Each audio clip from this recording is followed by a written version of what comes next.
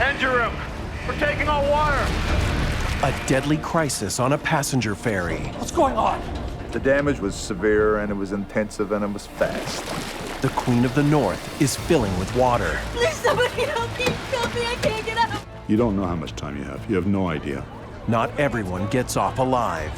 It just went down like the Titanic.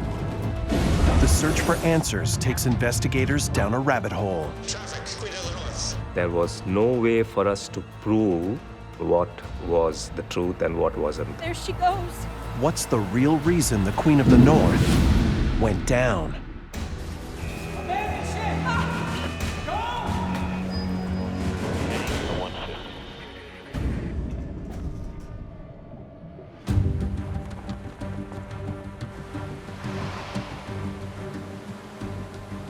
The passenger ferry, Queen of the North, is weaving its way through the rocky islands that line the west coast of Canada.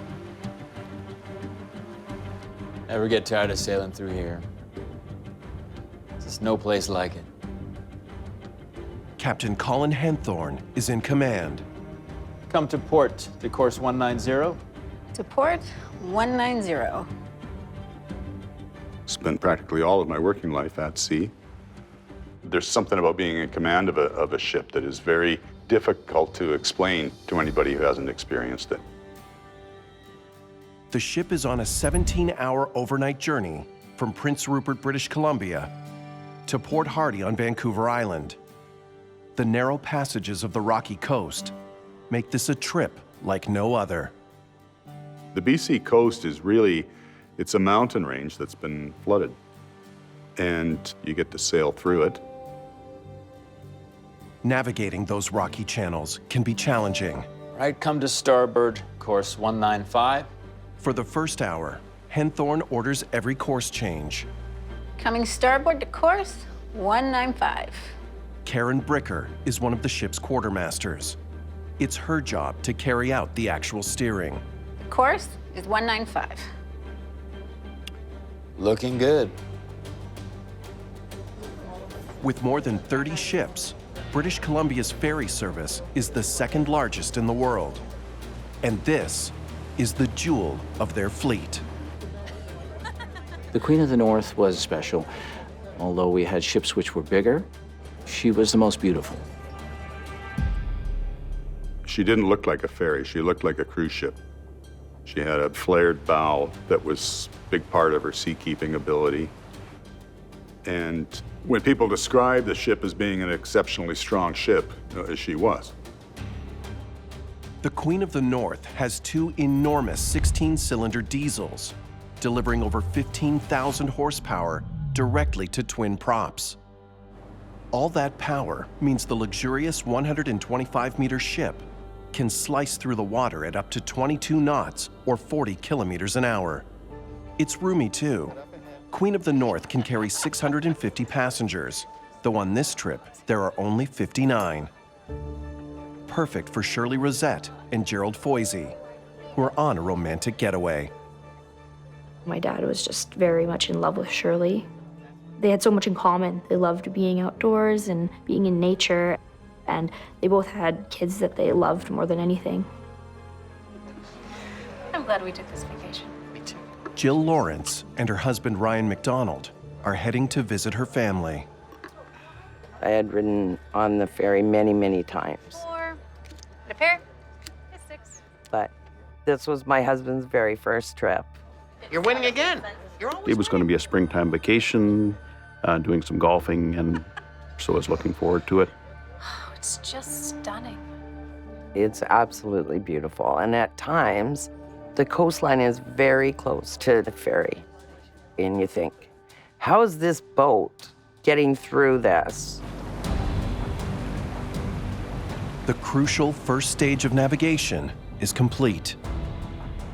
Steady on course 133. Steady on course 133.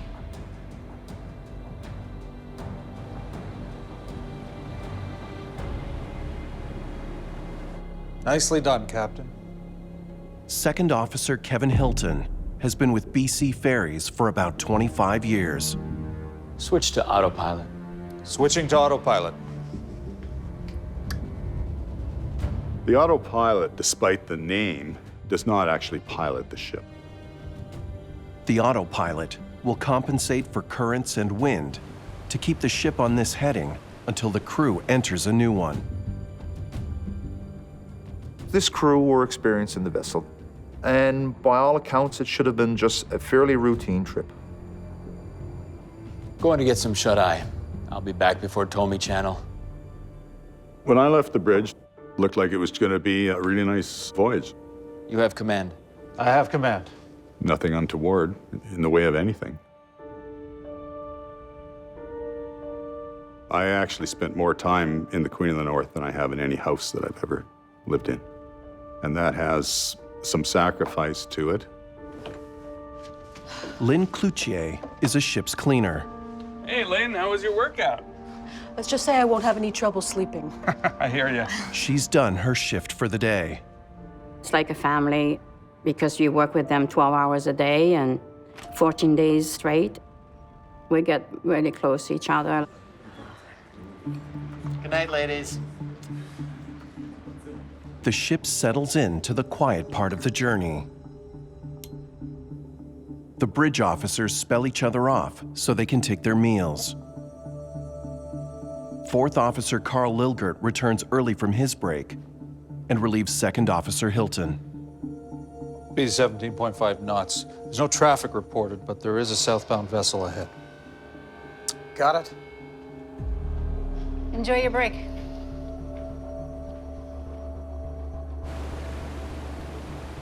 It's a few minutes past midnight. Prince Rupert traffic, Queen of the North. Queen of the North. Traffic, go ahead. In 2006, Marine Traffic Control doesn't have detailed radar in remote areas, so the fourth officer has to report their position.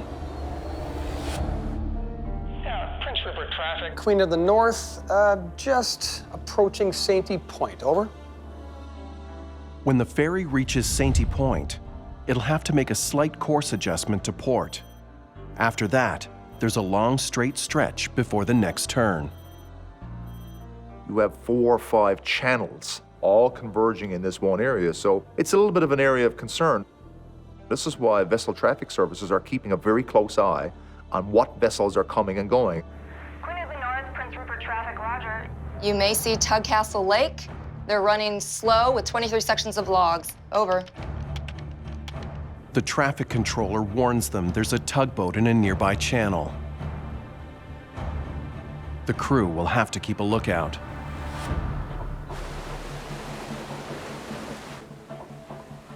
It's about 20 minutes past midnight. Everything seems routine. But it's not. Oh no.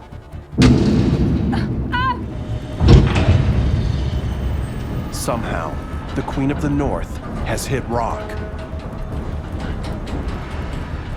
I knew that we had gone aground, and I knew the damage must have been bad.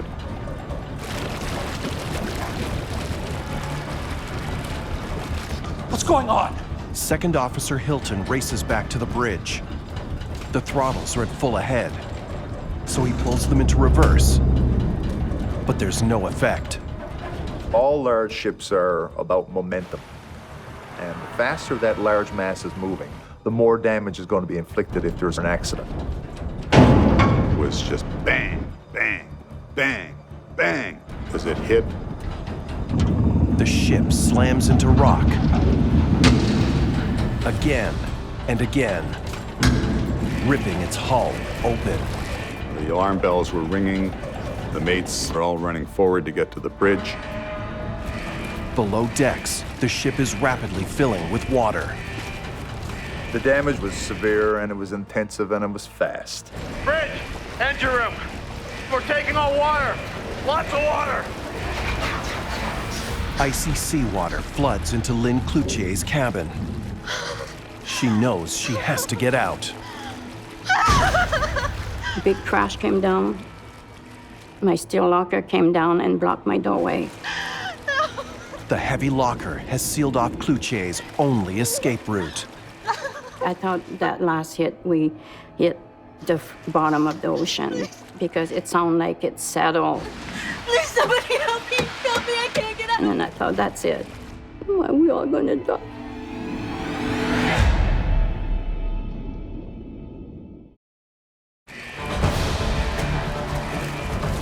The passenger ferry Queen of the North is adrift and rapidly taking on water. The bridge crew is struggling to get a handle on the emergency, and Captain Henthorne realizes he needs to prepare for the worst. I could see my chest moving in and out with every beat of the heart. I literally thought that I would not be able to speak. But I picked up the microphone and announced all passengers and crew to come up to deck 7. Muster stations, muster stations. Proceed to lifeboat stations on deck 7. This is no drill. Ma'am, you're gonna have to leave that purse here, please. Is this serious? Muster Is this a station, drill? please. Deck 7. Please listen to the captain's instructions. I was Thank you. absolutely panicked. My husband was very calm, but I was panicked. I thought we had just run aground. And that's why maybe why I stayed so calm, because there's no panic. This boat is just sitting here. Traffic, this is Queen of the North. Queen of the North. Queen of the North. We have run aground south of Sandy Point. Stand by for position. The second officer radios for help.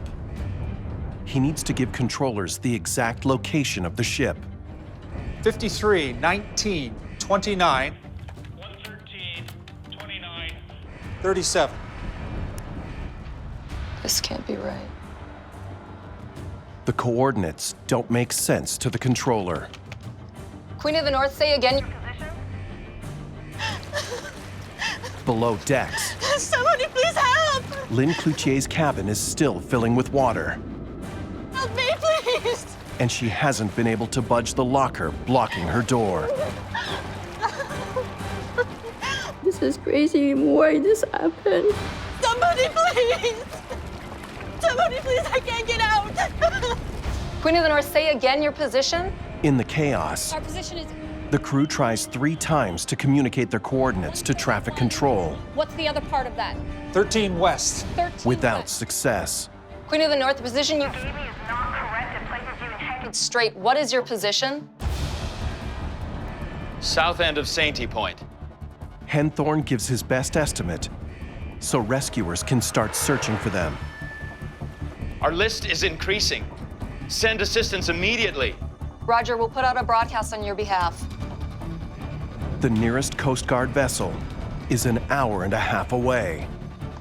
Mayday relay, mayday relay, mayday relay. Traffic puts a call out to any vessel that might be closer than that.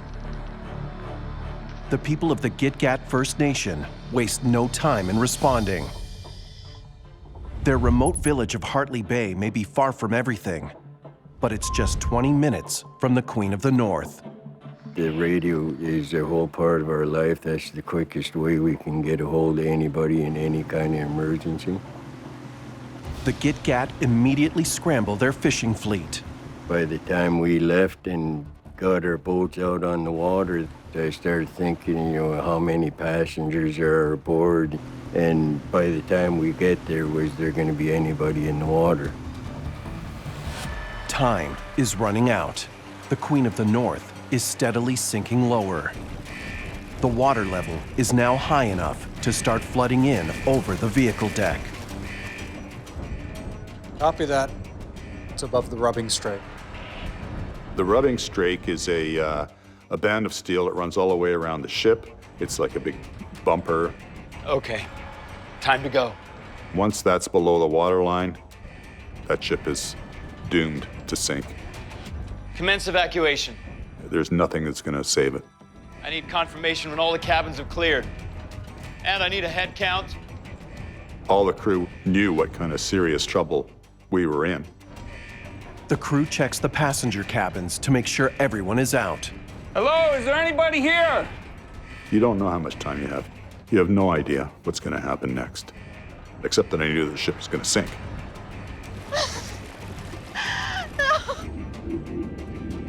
And there was nothing else. No noise, except I can hear water running. Below decks, Cloutier, still hopelessly trapped, is starting to suspect there's no one coming to help her.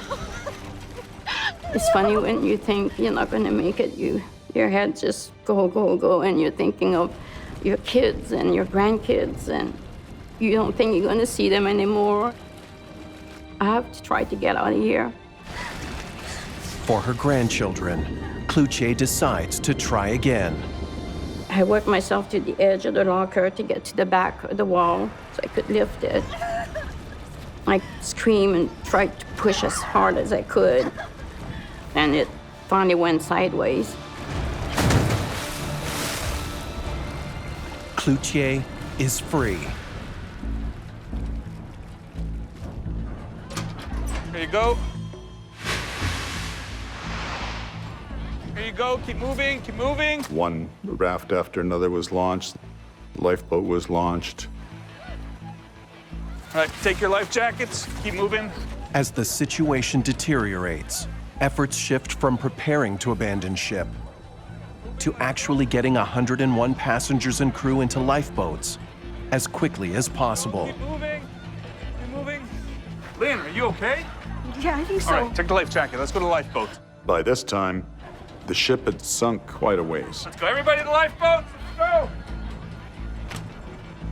Captain Henthorne isn't ready to leave yet. Anybody here? He checks once more to see if anyone's been left behind. I ran through the passenger areas. Abandoned ship. I wasn't a thorough search, but it was a quick last look around.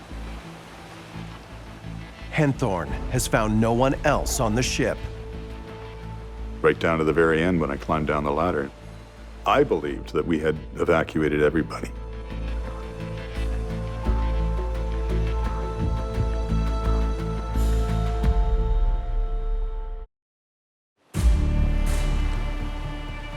Less than an hour after striking a rocky island, the Queen of the North is going down. She's drifted into a deeper part of the channel, and there's nothing the passengers and crew can do but watch and wait. Where the rafts were already lashed together, and we could see the ship sinking lower and lower and lower. Jill Lawrence is alone, separated from her husband, Ryan. Ryan insisted I get on the first lifeboat. He said, "You go, I'll be fine." I remember holding on to each person on either side of me, like holding their hands. I had no idea who they were or anything, just for contact with someone. We all got off the boat relatively quickly, but I was sitting there getting more and more nervous. I was alternately praying that some miracle would save it and praying that it would just hurry up and go so I didn't have to watch. Okay, double check that head count ASAP. The evacuees are adrift nearly 100 kilometers from any city, and the Coast Guard is still an hour away. There were people who needed medication, and people were getting wet, and they're cold. But in the distance, the sound of rescue. The boats from the Gitgat First Nation have arrived, led by Edward Robinson.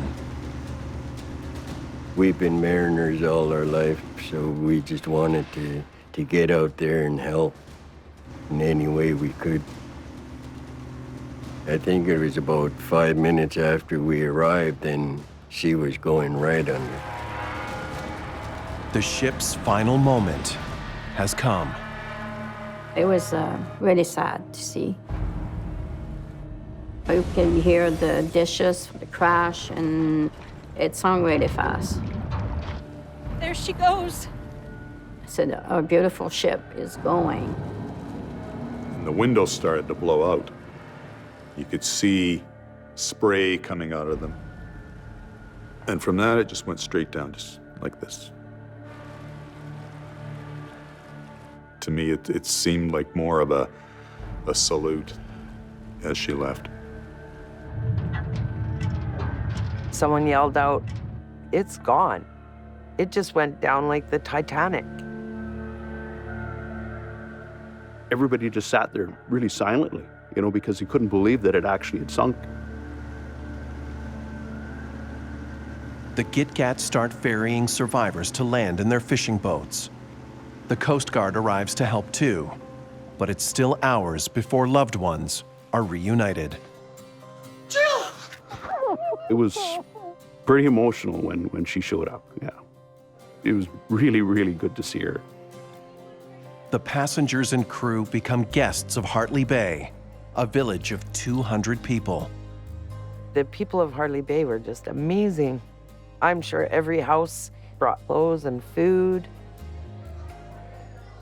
Everybody in the village took their cell phone out and spread them out on the table for people to use so they could call their families and let them know they were safe. It was superb what they did. But something is weighing on the captain's mind. The Queen of the North didn't keep a detailed manifest.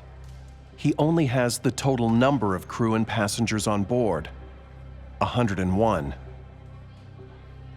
Henthorne is soon struggling to confirm that everyone escaped. I need another head count right away, please. We were counting all the time, and we kept getting different totals. Sometimes more than we were supposed to have, sometimes fewer than we were supposed to have. Queen of the North? Gotcha. 3 time zones to the east in Gatineau, Quebec. Gill Island. Transportation Safety Board Manager of Marine Investigations, Ken Potter, has the same question. I got the call as manager at about, it must have been about 3:30, 4 o'clock in the morning, saying the Queen of the North had sunk. And initially, we were asking how many passengers on board. How many? How sure are you of these numbers? When we queried later in the morning, we were actually getting different numbers back.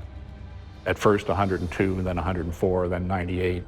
And it became readily apparent at that point that BC Ferries did not know how many people were actually on this vessel. Get me some firm numbers.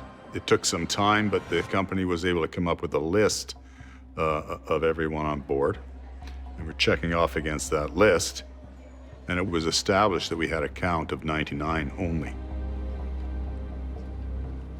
2 passengers, Gerald Foisey and Shirley Rosette, are never found. They are presumed to have gone down with the ship. My mother and my sister and I were just very lost in a sense. There were so many unanswered questions. It was just a very difficult time for our whole family, both my dad's family as well as Shirley's. And I think with me being so young at the time, I couldn't quite wrap my head around the idea that he had actually passed away. A fatal accident on the second largest ferry system in the world demands a major investigation. Heading the team in the field will be senior investigator Raymond Matthew. Hey, Ken.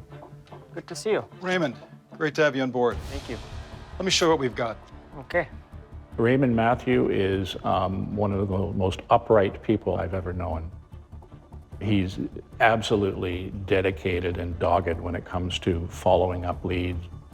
The key question is how the ferry ended up where it did, striking the rocks at Gill Island. How on earth did they get so far off course? What was the weather like? What was the visibility like? How many ships were in the area? And what crew were on the bridge? The Queen of the North hit an island at nearly full speed of 17 knots. You have to ask yourself, how could you hit an island? 2 people died, right? So I just wanted to find out what happened. There she goes.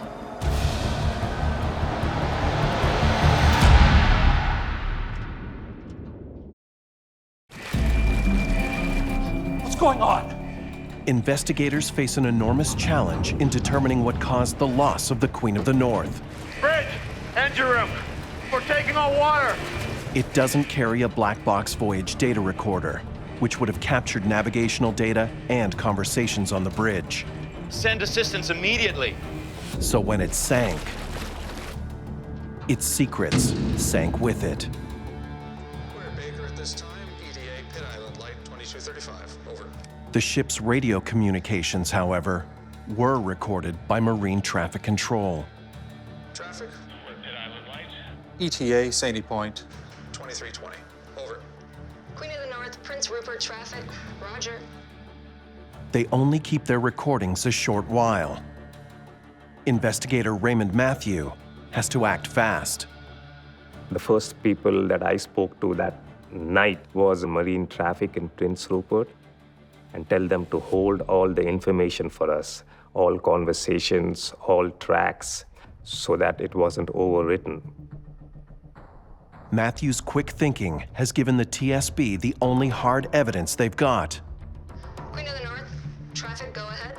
Brief glimpses into the ferry's final voyage. Yeah, Prince Rupert traffic, Queen of the North, just approaching Sainty Point. Over. Nothing out of the ordinary there. 19 minutes of radio silence follows. And by the time of the very next radio call, Traffic. This is Queen of the North. Queen of the North. chaos has broken We out. have run aground south of Sainty Point. Stand by for position. 53, 19, 29, 113, 29, 37. Investigators hear the crew struggling to give their location. Those coordinates are not right. Queen of the North, the position you gave me is not correct. It places you in Hecate Strait. What is your position? There's some obvious confusion here. The chaos and the panic of the accident probably played a role. Our position is... But the crew who were operating the ship should have known their position at all times. 13 west. 13 west. On the Queen of the North, they had the most modern equipment to let you know of all the dangers that are coming your way. They have a GPS, global positioning system, and electronic chart space systems, the ECS. The Electronic Chart System, or ECS, should have shown the crew their exact position throughout the voyage. So how did the ship go off course? Oh no. Steer! 109! Investigators turn their attention to the crew members, Thank you for coming in. especially the two who were alone on the bridge during those last critical moments before the accident. Relax. Then just tell me what happened in your own words. During incidents and accidents, people have a tendency to hide information, right? Whenever you're ready. For some of them, it's panic. So you have to put them first into their comfort zone. I was a bit tired, but I thought everything was fine until we saw the trees. Investigators review the crew's records. Quartermaster Bricker had been off sick for a few days before returning to work the night shift. Night shifts are never easy. Barry Strouch is an expert on human factors in transportation accidents. Fatigue has been shown to have considerable effect on cognitive performance. She could have been tired. It degrades our ability to be alert, to concentrate on things, to focus. And the thing about fatigue is that you don't have to be falling asleep to be subject to fatigue. The possibility the quartermaster was fatigued is worrisome, but it can't be the whole story. It wasn't her job to decide when to turn. That was 4th Officer Lilgert's job. There's a saying in the accident investigation field that human factors, not human error, human factors is involved in 80% of all accidents that are out there. I don't believe that. Please, have a seat. I believe they're involved in 100% because human beings design ships, they build ships, they operate ships. 4th Officer Lilgert tells investigators they changed course at Sainty Point, just like they were supposed to. Yeah, that's correct. As he recalls, it was all by the book. Steer 109. Steer 109. 109. Nevertheless, somehow, the ferry ended up far off course. We were looking at the course changes that were necessary, and we realized that the actual track of the vessel led directly to where it struck the island. In other words, it looks like the ship traveled in a straight line until it hit Gill Island, instead of turning at Sainty Point as planned. So, can you explain that to me? I don't understand it either. None of the crew can offer a satisfying explanation. The first thought that came to me was, they had 2 radars and the ECS system. What could have malfunctioned?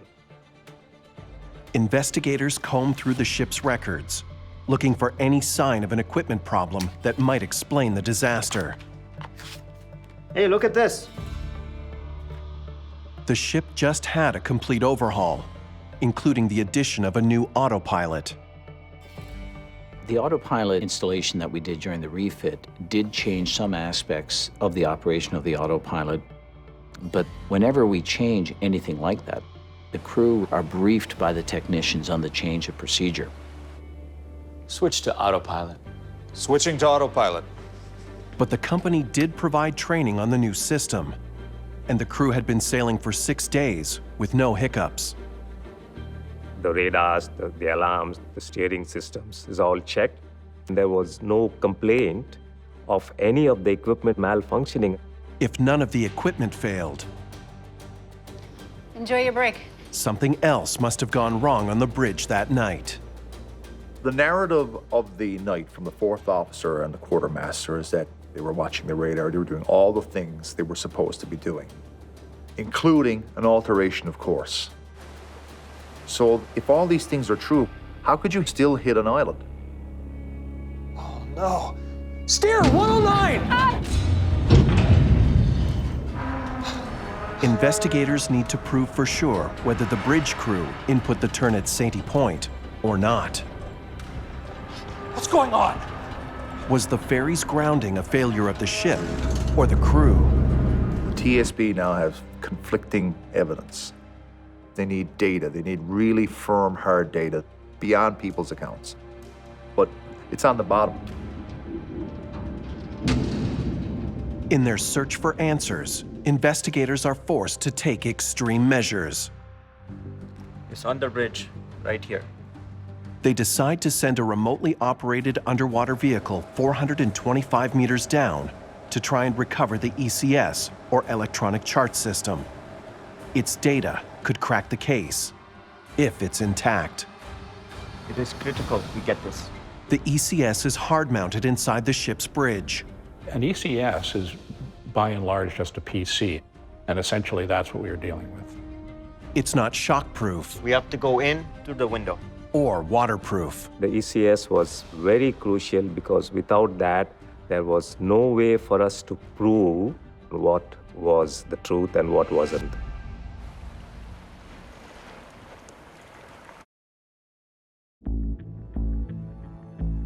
Investigator Raymond Matthew directs an ROV from a support ship floating high above the wreck of the Queen of the North. Keep going, we need to get to the bridge. They're trying to retrieve the sunken ferry's navigation computer, the electronic chart system, or ECS. What the Transportation Safety Board needs is they need to get access to the ECS system, because that's the track, that's the actual track of the vessel. The ECS should have recorded every move the ship made. Here we go. It's under 1,400 feet of water. What are the chances of that data being intact? They locate the ship, sitting upright in the silt, almost half a kilometer below the waves. They need a way in. Ship's bridge windows are made of armor glass, essentially to stop waves and that sort of thing from penetrating the bridge in heavy seas. But we needed to reach in and pull out that computer. Somehow, they've got to break through those windows. Give it all you got. In the end, we used what's called a chipping hammer. It's a $3 hammer that one of the deckhands on the ship said, well, why don't we try this? The unlikely tool gets them inside. But the delicate computer still has to survive the slow trip to the surface. When we brought the ECS up through the window, at one point, the operator said, look, I have to rest it on the windowsill for a little bit. I was pretty scared. If you remove anything electronic from salt water and expose it to air, it immediately starts to deteriorate. So in this case, our engineers were giving us, probably less than 50% chance. The moment the computer comes out of the water, the clock starts ticking. Technicians must work quickly to try and bring the hard drive back to life. The engineers that we were working with had changed the bearings on the drive, basically overhauled it, and then immediately downloaded it. The hard drive survives just long enough to give up the data they need. And then apparently the hard drive, it fried. With the data in hand, the team should be able to recreate the path the ship followed. Low tide was 2332. That file that we took off the electronic chart system was plugged directly into the simulator.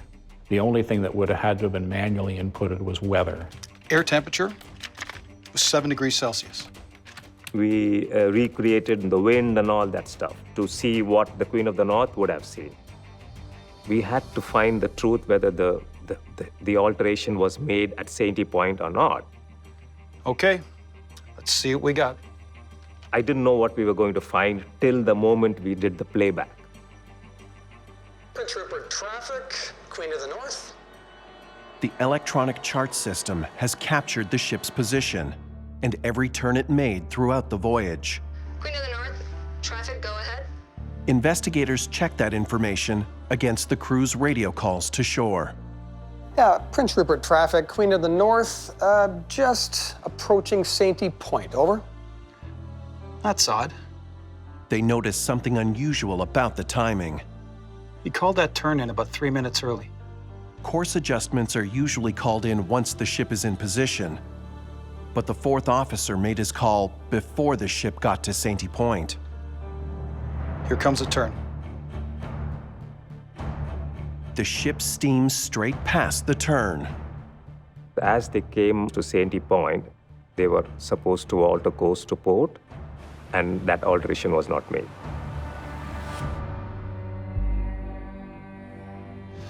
I guess we got our proof. Nobody, no professional mariner plans on being in an accident. They do just the opposite. They intend to operate safely and professionally.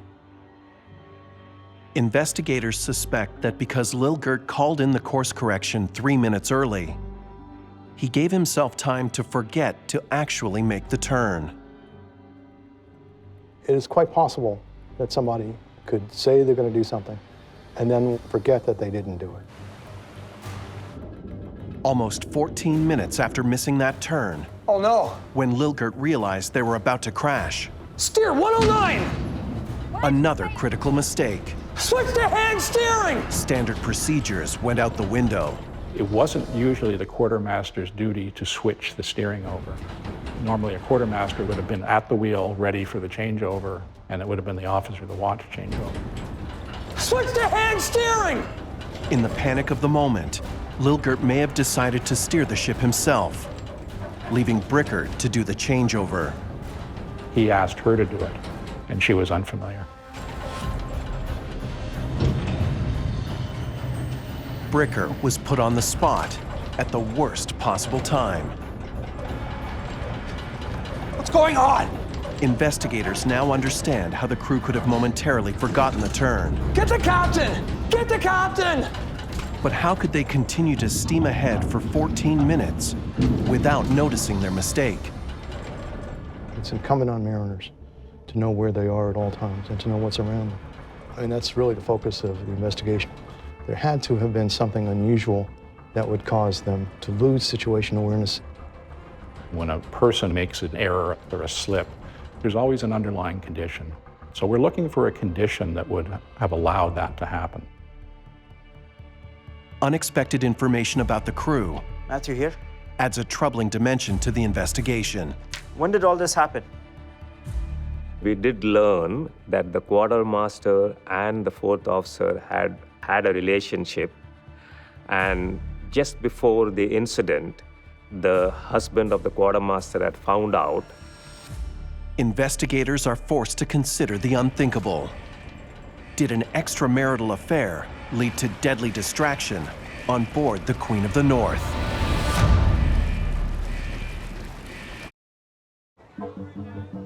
An investigation into the sinking of the Queen of the North has captured the public's imagination. Rumors of a relationship between the fourth officer and one of the quartermasters have ignited a media firestorm.